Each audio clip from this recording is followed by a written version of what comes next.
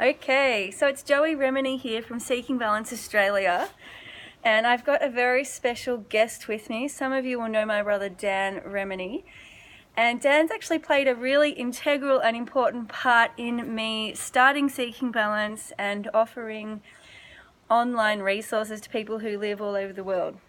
And so if you have read my backstory, I was actually working for 8 years at the University of Melbourne, and I was at the vestibular clinic seeing, the most interesting cases and working with neurologists, ENT surgeons, psychologists, physiotherapists, audiologists. I had this amazing elite team, and it was a great place for my internship, for all of my vestibular audiology studies, and it was fascinating. But in 2008, Dan broke his neck skiing and became a quadriplegic. And I was one of Dan's primary carers. So, life changed and I ended up leaving Melbourne and moving down to the rural town of Torquay, which is on the surf coast in Victoria. And what that meant is I could no longer physically or logistically work at Melbourne Uni. So I thought, I've got this expertise. The neurologists were really encouraging me to move forwards in this field. It's a very young and growing field, the vestibular audiology field. So I developed resources for clients who live in rural Australia or remote Australia. And then, of course, that's grown now, and I have the Rocksteady 12-week e-learning program for vertigo and tinnitus. I have the Beautiful Balance video therapy program, and I'm seeing clients from all over the world. And so I wanted to share with you some of the journey that we've gone through as a family when you go through a severe change to your life, so impairment. And Dan, as I discussed in the blog I wrote, you can see what's happened to Dan. He's got his wheelchair. He, has, I think, just a few muscle groups that work. You've got your rhomboids, your deltoids. Yeah, so basically broke neck, and I've got 3 muscle groups. So muscle groups. Deltoids and traps. The trapezius muscles, the back of the neck. Limited arm strength. And nothing below the nipples really. Yeah. So what that means is that it's very clear when anybody meets Dan. He's in a wheelchair, he's got limited movement, can't use his fingers, wrists or abdomen. So it's in some ways it's easy for Dan to ask for help and ask for support because it's visibly really obvious that he needs it, So if he can't reach something or needs somebody to pass him things, even total strangers will come and quite happily help him out. So this is one of the major differences between Dan's injury and somebody with vertigo or tinnitus. Now, my clients, people in our community, are experiencing an invisible condition. So you look totally normal, you can put your lipstick on and head out the door and you look healthy, right? But in your inner world, things are falling apart. You're hearing sounds or you're not hearing sounds, and you're feeling unsteady. There's often a loss of confidence. And it's like, you look normal, but you really feel abnormal. And that inner conflict can be really confusing for yourself because it's like, well, how do I get support? Do I deserve support? All of these things, experiencing change and sensory impairment. So I wanted to talk through a little bit about how it's been for Dan. And I'll let Dan introduce for himself, but in a nutshell, he's a super elite athlete. Before he broke his neck, he was doing everything from breakdancing to surfing to rock climbing, mountain biking. I wouldn't call myself super elite, but I enjoy doing my activities, that's for sure. Yeah, and life, or skiing, obviously, you broke your neck skiing, but life evolved for Dan definitely around using the body, and you were chefing at that point in time? Yeah, absolutely. And how old were you? Young man? I was 21. 21. Yep. So what happened when you broke your neck? What were some of the immediate changes to your life? Well, where do we start? I know. I didn't even know what a catheter was. Yep. I didn't know anything medical-wise. From day dot, it's a learning experience. You're learning. You're in an unknown world of what's happened to you, what's happened to me, what's going to happen. What does the future hold? So it's quite scary. Do you remember much about that first kind of month or so when the doctors were coming in and looking at the MRI scan, and helping with diagnosis, and there was things being said like, you'll never walk again, you'll never this again, you'll never toilet yourself again. Do you remember that time? Absolutely, but it was a big cloud of emotion. Like emotions cloud our heads, so it's very foggy. I just remember taking it a day at a time. Yep. It's the only way to do situations like that. Yep. In fact, it's the only way to do life. Yeah. Full stop. Yep. Is it one day at a time? Because if you're worrying about what's going to happen tomorrow, or if you're still dwelling on what happened yesterday, so you lose the present moment, which is actually... It's all about the power of now, really. And that's the foundations of mindfulness. So I'll often say to people, look, I genuinely love hanging out with my brother. He's great conversation. He's a joy to be around. And funnily enough, you've done no mindfulness training, have you, or any of that? Well, I've got a sister. Yeah, just having me in his ear. But I find it really fascinating that it feels like Dan just naturally and instinctively has some of these Zen qualities. And it... And would you say you've had to learn this just by way of survival? It's like, I remember early on in the accident, Dan said to me, Joey, you know, I've broken my neck. I can do this with a smile or I can do it with a frown, and I'm choosing to do it with a smile. So right from early on in the accident, at the young age of 21, 22, Dan was consciously choosing how to approach this dilemma and this trauma.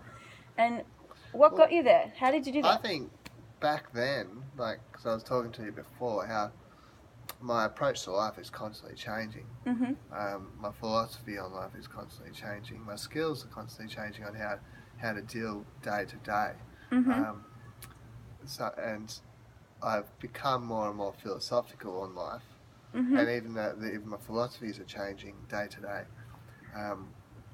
One of my favourite quotes, which I read the other day in a Spinal Cord newsletter, was intelligence is the ability to change. So I do really try to notify that I'm not. So you can't stay in one spot. You're not stuck. You got to progress all the time. This is golden because so many of my clients are feeling stuck. You know, they're like every day, oh, I'm dizzy, I've got the tinnitus, like it's still there, it's still there, it's still there. And that can be the place that they're at by the time they come and see me, and they're like, all right, I want to learn about neuroplasticity, I want to learn about changing this. And Dan's actually spot on. As a human with biology, it's impossible to be stuck. We are changing. Our neurons are constantly communicating, remapping and resetting. And wherever our attention and our focus is where those neurons are most activated and looped. So what do you think is keeping us potentially stuck? So you know those moments when we get rigid and we get closed and it's like, you know, we're in a hole. What's inhibiting the change for yourself? Well, what's inhibiting the change? Well, for example, in the beginning, the way I was dealing with my accident was just physical rehabilitation. Yeah. So for me, it's all about physically getting better and learning how to do tasks again. Yeah. And because I was a 21-year-old, quite competitive with myself, always been very physically competitive, trying to get better at surfing, better at rock climbing, better at skiing. So I treated it like a sport, but I had to become like you're in training. Best, yeah, I had to become the best quadriplegic. Yeah. That I could be. Yeah. So it was a physical task. But now I'm kind of moved. Now I've not reached my limit in physically, because I know there's still a lot. I could do a marathon if I wanted to. I could go out and do that training, but at the moment I'm not motivated to do that. So for now I'm more, the way I tackle life is more with changing my mindset. So mental training. And yeah, so again, now I'm going down the more philosophy side, because at the end of the day, this is just a vessel that I'm in. Yep. And so it's the life experience. And the other day, Dan and I were talking about this stuff, and I was like, Dan, you know, you can still practice yoga. You don't need arms and legs. You don't need to be bendy or flexible to do yoga. You've got a body.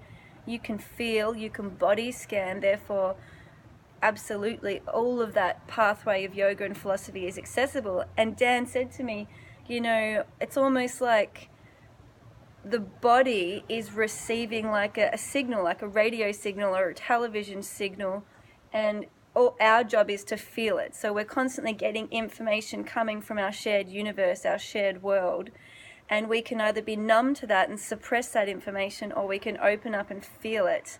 Do you remember that conversation? Oh, it's about awareness and consciousness. So what is consciousness? So, Exactly. Scientists don't know what consciousness is, and Yet. some people claim that we're just a television, and we can alter our antennas. Yep. So I can relate to that. We can fine tune our antenna to get a clearer consciousness or a clearer signal, and to become more aware. So this is like when we look at integrative medicine, we're looking at the holistic well-being of a person. And as Dan said, often it starts with the physical. It's like, you know, you want to have muscles, you want to be capable, you want to do things at that physical level. A lot of people will start with physiotherapy as a first point of rehab. And then we've also got mental, emotional, and spiritual aspects. And what we're sort of touching on now are these layers of spiritual, you know, what do I believe in? Where am I gathering my resources from? And consciousness is really, it's a choice. It's like, do I feel open-minded to enable change? And sometimes it just starts with that. So I'm thinking that when we get stuck, and we all have moments of feeling stuck, myself included, it's when I feel like I've lost faith in myself, I don't believe anymore, and I start to shut down, and it's like my antenna is actually closing off. So if you think about... cloud ourselves. Yeah, and if you think about a radio, it's like you're tuning into static, there's nothing. And so you're like, well, I'm not going anywhere, I'm not getting anything. And when we're actually trained to sit back, feel, open up, and be in a space of non-judgment, and like Dan said, actually let ourselves change. So the person I was yesterday, I'm not that person anymore, I'm today's version of me. That shift in consciousness, I think, is exactly what helps us shift the antenna and receive new information. Now, what that means at the biology level, at the neurology level, is that new neurons are actually communicating with each other. So when we have that shift in mindset, and then we're able to feel it differently, which is the emotional, and then at the spiritual level, we can believe that the change is possible. So we're thinking, feeling, and believing. We're actually enabling different mapping networks to create different connections. And just a reminder for those of you who haven't seen my masterclass yet, our neurons are cells in the body, and those cells connect like maps, like road maps, and you've got different maps for every feeling, every idea, every thought, every muscle group, for speech, for dreaming, for listening, you know, anything at all that we can do, feel, hear, see, taste, it has neural mapping to communicate that. And I believe life is really about what we feel, right?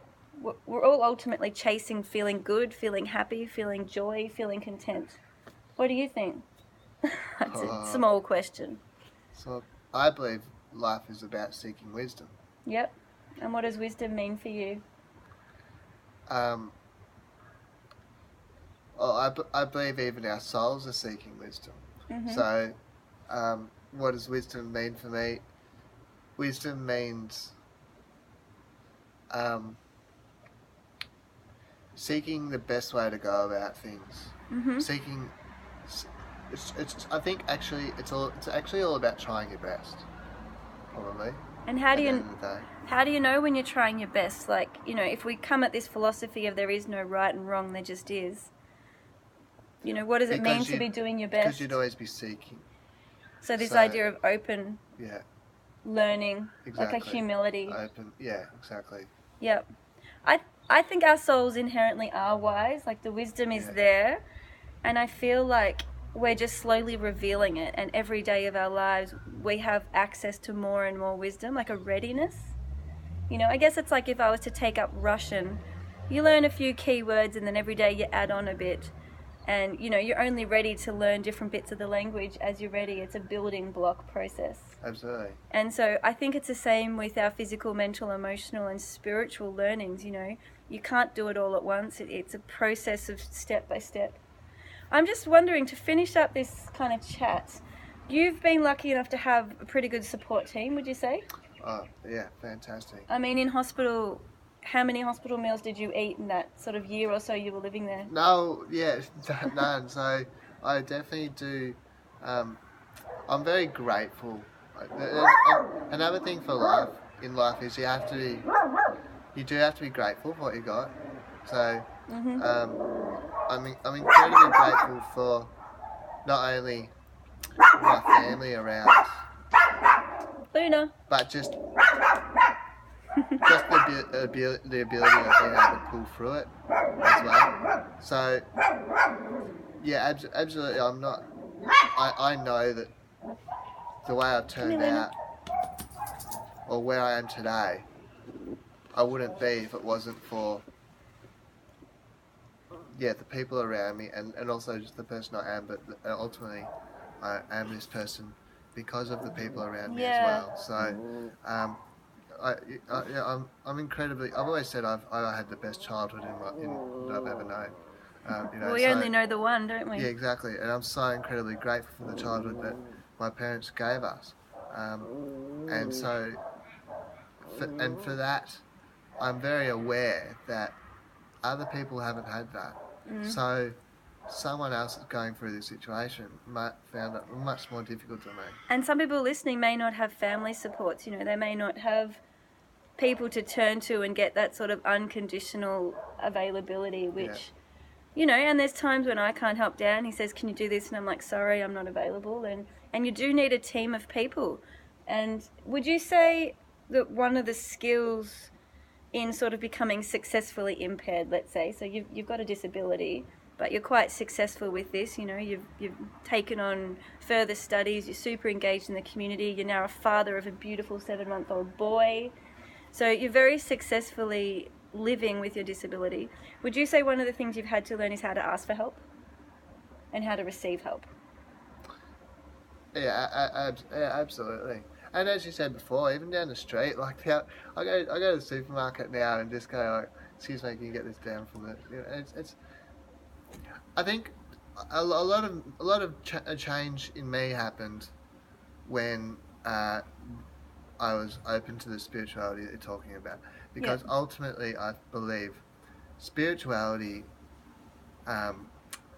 putting religion aside, like religion, I believe tells you what to believe, right? But they've got a book. Here's a set of rules of books and ideas and philosophies. This is the way to go. It's more rigid. Yeah. Rather, true spirituality, I believe, is actually looking deep down inside yourself and finding out who you are and what you believe your position is in this universe, and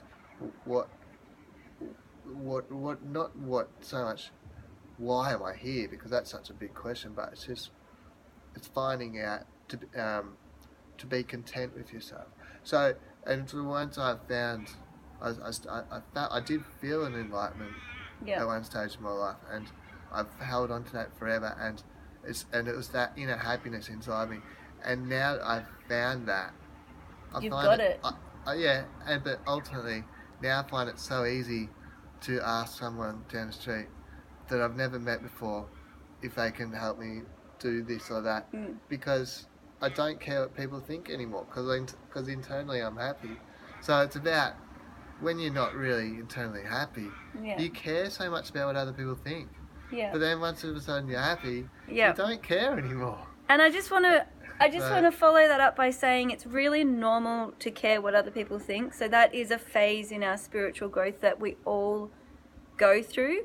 And just before this we turned the video on, Dan was saying, like, he's like, I've only probably really got a lot of this in the last year. And you broke your neck 9 years ago, is it?